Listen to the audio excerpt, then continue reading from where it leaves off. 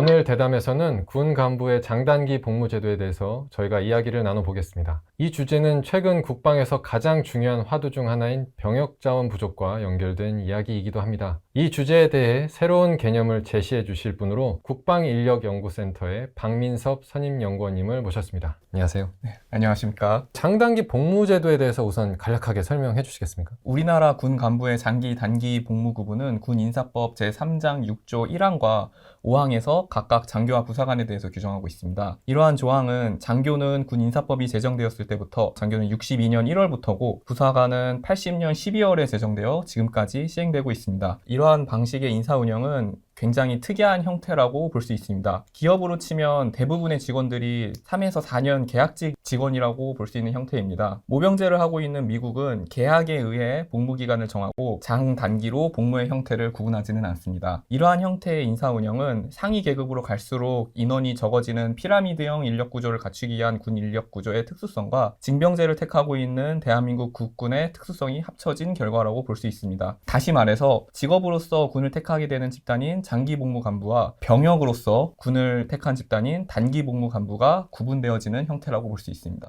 오랫동안 이어져온 장단기 복무 제도에 대해서 변화되어야 될 점이 있다면 어떤 게 있을까요? 우선 그것에 대해서 말씀드리기 전에 디폴트라는 것에 대해서 혹시 알고 계실까요? 디폴트라고 하면 제가 알고 있기로는 특별히 조건을 따로 제시하거나 요구하기 전에 만약 그렇게 하지 않는다면 기본적으로 정해져 있는 값으로 그냥 간다. 그런 개념으로 저는 이해하고 있습니다. 예, 맞습니다. 제가 다니던 학교의 도서관에는 키오스크에서 좌석을 발급받으면 좌석 번호표 용지가 출력되곤 했습니다. 학생들이 몰리는 시험 기간이면 키오스크 주변에 학생들이 무심코 버리고 간 번호표 용지들이 굉장히 더러워지곤 했습니다. 이런 문제로 몇 학기 뒤에는 학생들이 좌석 번호를 키오스크의 화면만으로 확인하고 필요시에만 출력을 받아서 확인하는 그런 시스템으로 바꿨습니다. 이렇게 변경된 뒤에는 키오스크 주변이 깨끗하게 바뀌었는데 아마 몇 학기 만에 학생들의 청결 의식이 상승했다기보다는 키오스크의 시스템이 변경되었기 때문일 것이라고 저는 생각합니다. 이 도서관 사례에서 보듯이 처음 키오스크 시스템의 디폴트는 번호표 출력이었지만 나중에는 출력되지 않는 것으로 디폴트가 변경되었고 이러한 간단한 디폴트 설정의 변경 덕분에 도서관 청결도의 상승을 얻을 수 있었던 것이죠. 이런 사례를 말씀해 주신 이유가 이 디폴트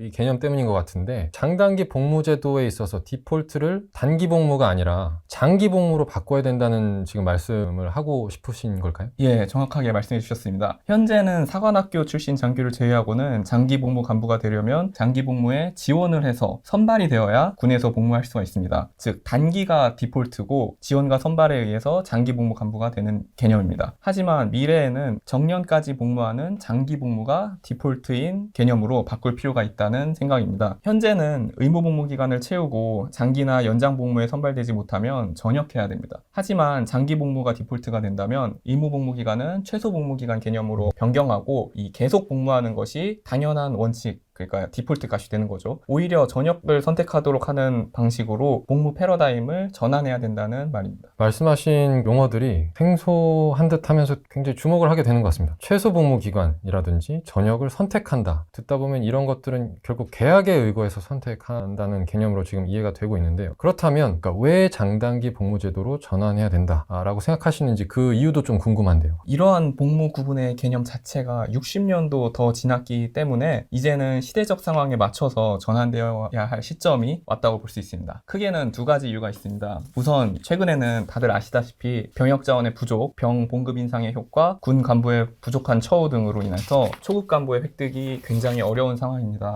장교는 학군 사관 경쟁률은 5년 전, 그러니까 2020년도 즈음에는 2.7대 1에서 작년 2024년에는 2대 1 수준으로 하락했고 부사관은 2020년에 뽑았던 인원에 지금은 그 인원의 절반 수준밖에 뽑지 못하고 있는 상황입니다. 그만큼 간부의 획득 상황이 어려운 것이죠. 또한 두 번째로 사이버, AI, 드론, 우주 영역 등 신무기 체계의 등장으로 전쟁의 수행 양상도 계속해서 변화하고 있고 새로운 무기 체계는 과거보다 더 장기간의 숙련 기간이 필요한 경우가 대부분입니다. 그런데 이런 간부 부족 상황과 또 새로운 국방 환경 속에서 군은 의무 복무 기간을 충족한 경우 이게 전역하도록 해서 일정 정도로 군 복무에 숙련된 자들을 적극적으로 전역시키고 있다고 볼 수 있습니다. 이런 현재의 장단기 복무 제도는 조직으로부터 퇴출해 중점이 두어진 개념이고 임관에서 근무하고 있는 조직원들에게 일반적으로는 당연히 보장되어야 되는 계속 복무하는 권리를 이렇게 선발하여 부여하도록 하는 제도입니다. 매년 소요에 의해서 장기 선발자를 선발하게 되면 평소대로라면 계속 복무가 가능했을 인원도 그런 우수한 인력들이라도 임관 인원이 특히 많았던 기수 혹은 예를 들면 정년을 연장하게 돼서 전역 인원이 적어져서 선발 소요가 갑자기 감소하게 되면은 장기 복무에 선발되지 못하는 그런 우수한 자원이 전역을 할 수밖에 없는 일이 발생하곤 합니다. 개인의 입장에서 생각을 해보면 굉장히 불합리한 차등이나 제한을 남들과는 불공평하다는 경험을 하게 됩니다. 특히 군 간부로서 장기적인 불확실성은 처음에 군 간부에 지원하는 것을 또 꺼려하게 만들어서 우수한 군 간부의 인력 채용에 악영향을 미칠 수 있습니다.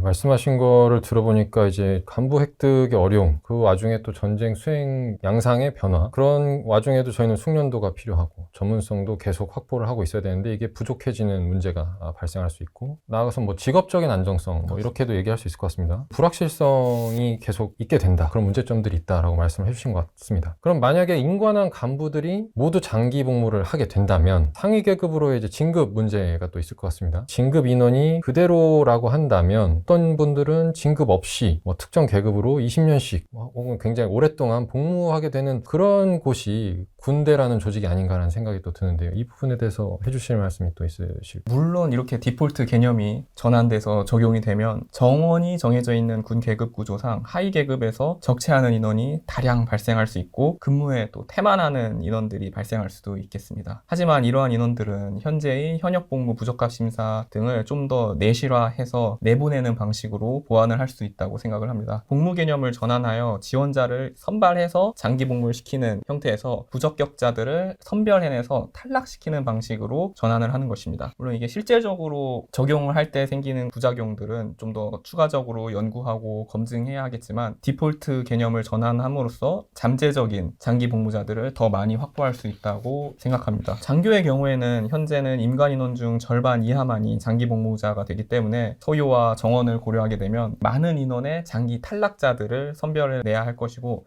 겉으로 보기에는 과거와 달라진 게 무엇인가 하는 그런 의견을 보일 수도 있지만 디폴트의 개념이 전환되는 것이기 때문에 당연히 계속 복무를 하는 거고 부족한 인원이 탈락을 하게 된다라는 개념이 전환되게 되면은 계속해서 남아있으려고 하는 인원을 더 확보할 수 있게 된다고 생각을 합니다. 반면 부사관의 경우에는 병역 자원 부족의 심화가 심각해서 장기 복무의 선발률이 과거보다 굉장히 높아져 있는 상태입니다. 10년 전까지만 해도 장기 복무에 지원하는 사람 10명 중 5명 이하에 되는 인원만 장기 복무에 선발이 됐는데 최근에는 뭐 물론 군마다 좀 다르고 시기마다 기수마다 좀 다르긴 하지만 10명 중 5명 이상 훨씬 더 많은 인원이 장기 복무에 선발되고 있습니다. 부적격자들을 제외하고 대부분의 인원들이 선발되고 있는 상황이라고도 볼 수 있습니다. 또한 근속 진급 제도가 있어서 일정 기간을 복무하면 상위 계급으로 대부분의 인원들이 진급하기 때문에 하위 계급에서 대량으로 적체할 가능성도 적어서 복무 개념의 전환에 좀 더 무리가 없을 것으로 생각이 됩니다. 대량 적체 문제는 생각처럼 그렇게 큰 문제가 되지 않을 수 있다. 무리 없는 전환이 이루어질 수도 있다라는 말씀을 해주신 걸로 제가 이해를 해도 될까요?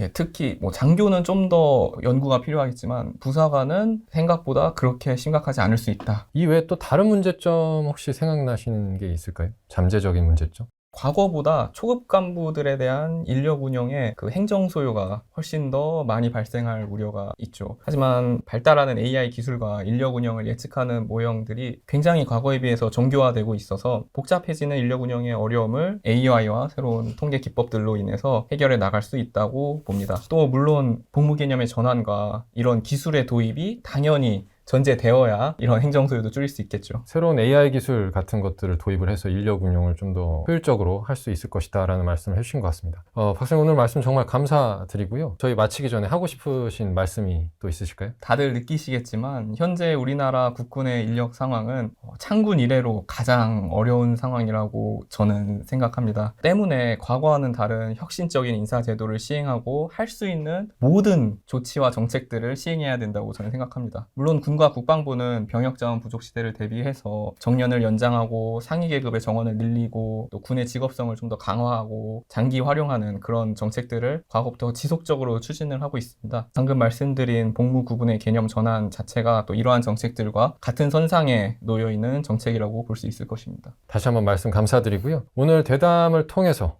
군 간부 복무 제도에 대한 박사님의 참신하고 혁신적인 생각을 저희가 듣고 배울 수 있었던 것 같습니다. 박사님 감사합니다.